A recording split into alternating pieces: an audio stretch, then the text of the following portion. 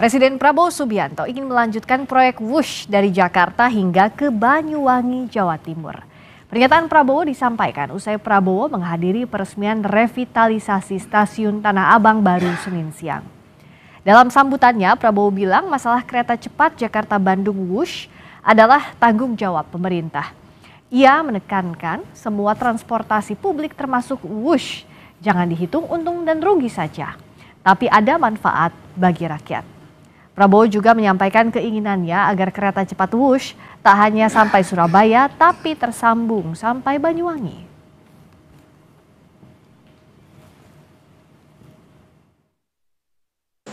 Kalau utang Wush ditanyakan nggak Pak? Utang Wush Insya Allah sampai Surabaya. Enggak, saya minta tidak hanya Surabaya, Banyuwangi.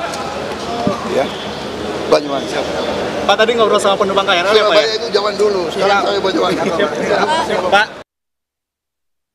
Presiden Prabowo Subianto akan melanjutkan proyek Wush dari Jakarta hingga ke Banyuwangi, Jawa Timur. Kita bahas lebih dalam terkait hal ini bersama anggota Komisi 6 DPR, Fernando Ganinduto, dan Direktur Ekonomi Selyos, Nailul Huda. Selamat malam, Pak Fernando juga Mas Huda. Malam, Mbak Friska. Masih ngomongin Wush kita. Kalau Pak Prabowo bilang akan ambil tanggung jawab, Mas Huda bacanya seperti apa? Tanggung jawab seperti apa yang bisa diambil alih dalam kondisi seperti ini? Ya, sudah pasti kalau yang namanya proyek nasional yang dia multi years kan, baik itu dari sisi pembangunan maupun pendanaan, maka yang bertanggung jawab adalah presidennya. Itu sudah pasti. Tidak perlu Prabowo sampaikan saya akan bertanggung jawab, itu sudah pasti harus tanggung jawab. Karena kan sebagai pimpinan negara kan ya sudah sewajarnya dan sudah ya bisa dibilang ya memang harus tanggung jawab Pak Prabowo. Nextnya uangnya siapa yang dipakai buat utang Wush? Ini kan B2B skemanya. Nah makanya ini yang masih mengambang dari pernyataannya Pak Prabowo yang bilang akan tanggung jawab dan uang 1,2 T itu tidak masalah. Nah apakah ini dengan skema APBN atau dengan Danantara? Ini yang masih belum terjawab. Nah kalau kita sampaikan berkali-kali juga disampaikan bahwa seharusnya ini skemanya B2B, Danantara bisa menghandle ini, dan Danantara kan juga undernya Pak Presiden. Terus ya artinya ya tanggung jawab Presiden juga untuk bisa meminta Danantara untuk membayar itu, bukan dari dana APBN. Karena skemanya ini B2B. Is it possible? Mungkinkah dari Danantara? Sangat mungkin, kenapa nggak mungkin? Danantara itu kan memiliki dividen yang sangat besar. Dan Danantara bukan hanya memiliki dividen aja, mereka punya corporate action sebagai holdingnya dari KAI, PTPN dan seluruh konsorsium ini kan, mereka punya kapasitas untuk melakukan ini. Dan menurut saya Mbak Friska, ini KCC ini hal kecil untuk Danantara. Jadi menurut saya nggak usah khawatir. Hari ini statement saya di 2 minggu terakhir ini termasuk di Kompas TV juga, itu terjawab hari ini bahwa Pak Presiden jelas menyatakan bahwa rakyat Indonesia tak perlu khawatir karena setiap kali saya jadi narasumber juga saya menyatakan hal yang sama bahwa rakyat Indonesia tidak perlu khawatir karena ini akan selesai dalam waktu dekat. Gitu. Apakah mungkin dalam artian begini, karena kan sekarang juga ada yang diinginkan Pak Prabowo tidak hanya sampai Surabaya juga sampai Banyuwangi. Kuat nggak secara fiskal kita? Harus pasti kuat. Karena dengan banyaknya proyek-proyek andalan Pak Prabowo masih bisa. Statement Pak Prabowo hari ini merupakan sebuah statement patriot yang sangat hebat sekali menurut saya. Dia sangat bertanggung jawab. Dia bilang ini dia udah tahu permasalahannya, dia akan handle semua. Itu saya rasa sebuah statement yang sangat berani sekali dan hebat sekali menurut saya. Jadi kita patut apresiasi bahwa kemudian proyek ini akan lanjut ke Surabaya dan Banyuwangi. Itu menurut saya harus, karena ini kan proyek moda transportasi, bukan untuk hiburan ini. Bukan hanya hiburan dari Jakarta Bandung aja, ini kan moda transportasi Mbak Friska. Ini artinya proyek ini harus terus berjalan sampai Surabaya sehingga masyarakat Indonesia itu bisa menggunakan ini sebagai moda transportasi, bukan sebuah hanya hiburan kereta cepat aja gitu. Ya. Untuk public service obligation ini kita setuju memang ada kemanfaatan untuk transportasi publik, tapi kan pada praktiknya tadi untuk membayar utangnya bagaimana? Kalaupun Danantara, apakah ia mau dari Danantara skemanya? Ada banyak tadi proyek yang saat ini sedang jadi prioritasnya Pak Prabowo. Ada banyak program yang jadi prioritasnya Pak Prabowo. Ya, yang pasti adalah sebenarnya ini kan jadi masalah ketika PT KAI itu ngobrol sama DPR. Gitu kan. Ngobrol sama DPR. Bom waktu itu yang disampaikan. Bom waktu dan sebagainya. Nah, terus kemudian ini disambut oleh publik bahwa ini hutangnya seperti apa nanti. Bagaimana PT KAI ini akan bisa menghandle, ya kan? Itu kan pertanyaan sebenarnya. Ya. Nah, makanya memang yang bisa dilakukan adalah salah satunya adalah untuk memecah KCIC sendiri, itu bukan di bawah PT KAI, tapi sebagai BUMN sendiri yang memang dia berkongsi dengan pihak China. Itu masih bisa dilakukan dengan menyelamatkan keuangan dari PT KAI. Nah, kemudian kalau kita lihat dengan mereka mau ingin membangun ke Banyuwangi dan sebagainya, kita harus ingat bahwa ini bukan public service obligation yang memang harus ada peran pemerintah cukup dalam. Yang namanya PSO itu adalah ketika layanan publik itu tidak bisa dijangkau oleh masyarakat secara luas. Nah, sedangkan ini kan penggunanya kan ya masih, kalau bisa kita bilang ya, dengan tataran substitusi produk yang ada, ini penggunanya masuk ke kelas menengah ke atas. Jadi masih ada banyak substitusi kendaraan transportasi umum selain ini. Misalkan kereta yang biasa itu juga mungkin masa bus disubsidi dengan katakan PSO gitu kan, tapi kereta yang ke Bandung yang reguler itu tidak. Terus kemudian bagaimana ketika kita bicara terkait dengan ya swastanya seperti apa? Karena di sini masih ada. Makanya salah satu yang saya cukup kaget adalah Pak Prabowo bilang ini adalah PSO. Padahal secara definisi di undang-undang dan sebagainya bukan sebagai PSO. Nah, ini yang kita perdebatkan sebenarnya bahwa ini bukan PSO. Ini ya murni ketika kita bicara terkait dengan pelayanan dari BUMN yang memang tugasnya bisa mengambil untung dari situ. Oke, jadi secara definisi pun sudah berbeda menurut Mas Huda ya, antara apa itu WUSH yang disebut PSO, padahal kata Mas Huda ya bukan PSO sebenarnya, Pak Fernando. Ya, jadi menurut saya gini, kita mesti berangkatnya dari apakah gunanya WUSH ini. Kan WUSH ini kan kereta cepat yang kita banggakan juga. Jadi seluruh warga Indonesia hari ini bangga sekali dengan kereta cepat. Saya di Instagram saya di mana-mana tuh selalu mereka bangga saya dan minta untuk saya untuk mempertahankan WUSH ini, bahkan melanjutkan sampai Surabaya. Itu kan sebuah manfaat. Buat manfaat yang diberikan oleh pemerintah dalam hal ini BUMN untuk masyarakat luas gitu. Jadi menurut saya ini suatu benefit bahwa kemudian tuh harganya mahal dan seterusnya, ya tuh tentunya kan kita ada kereta yang biasa, kita ada moda transportasi yang lain gitu yang pemerintah menyediakan variasi untuk transportasi ini dari berbagai harga gitu. Jadi menurut saya ini harus terus dilanjutkan. Jadi ini kan bermanfaat besar untuk masyarakat Indonesia dan tentunya Pak Prabowo kan selalu memberikan ini kan terbaik untuk masyarakat gitu. Jadi kita banyak yang juga terbantu dengan WUSH dengan waktu tempuhnya jauh lebih pendek, lebih efektif. Tapi pertanyaannya kan mampukah kita sudah sampai ke sana? Dan kalaupun ingin diperpanjang, apa skema yang sebaiknya agar tidak semakin membebani utang negara yang saat ini pun sudah direstrukturisasi dari 40 ke 60 tahun. So apa solusinya? Kita bahas saja dari Sapa Indonesia Malam.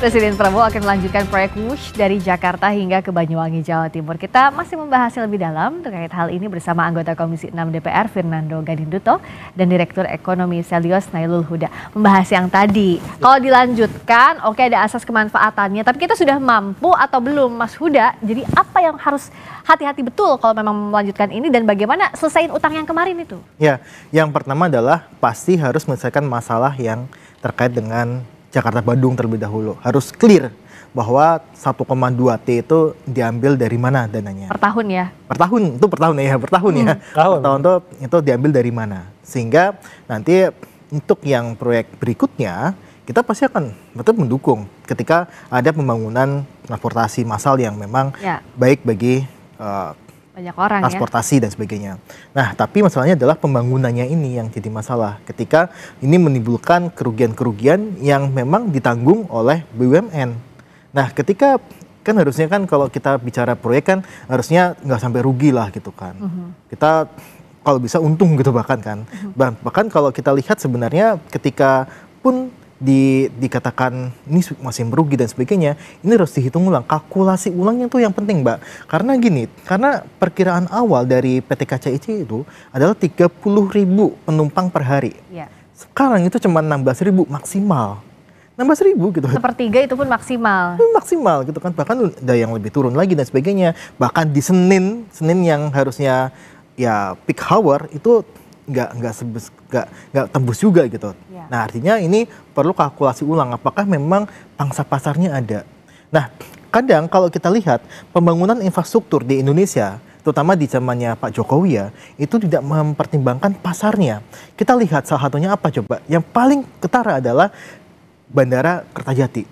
Pangsa pasar seperti apa? Tiba-tiba ada bandara di situ, tidak memikirkan pangsa pasar, yang akhirnya sekarang sepi. Nah, ini sama seperti itu. Jadi memang kalau kita lihat ketika mau membangun sebuah proyek itu harus dilihat pangsa pasarnya seperti apa. Jangan sampai pangsa pasarnya nggak ada, rendah, tapi kita paksakan dengan biaya yang tinggi. Nah, makanya ini jadi ya tadi boncos-boncos terus yang pada akhirnya kita membayar hutang yang tinggi, dan lagi-lagi siapa yang membayar itu juga belum jelas. Rekalkulasi ini seperti apa sih kalau dari DPR mendorongnya agar siapa yang bayar utangnya pun juga ini masalah servis untuk publik, tapi juga harus dihitung dong, jangan sampai rugi terus tiap hari. Saya sepakat dengan Mas Huda bahwa ini harus dihitung ulang. Tapi Mas Huda mesti tahu juga di dalam bisnis itu agak jarang kalau bisnis langsung di tahun pertama, tahun kedua langsung untung signifikan, itu agak jarang. Apalagi kita bicara moda transportasi seperti ini. Mbak Friska bisa cek di seluruh dunia namanya bisnis moda transportasi ini nggak ada yang untung signifikan. Itu untungnya tipis-tipis saja gitu. Itu namanya moda transportasi. Itu yang pertama. Yang kedua masalah pendapatan, masalah sales. Mas Huda juga mesti tahu juga kita punya TOD yang bisa kita menghasilkan uang di luar tiket. Itu belum maksimal Mbak Friska hari ini. Karena kita bicara baru 2 tahun.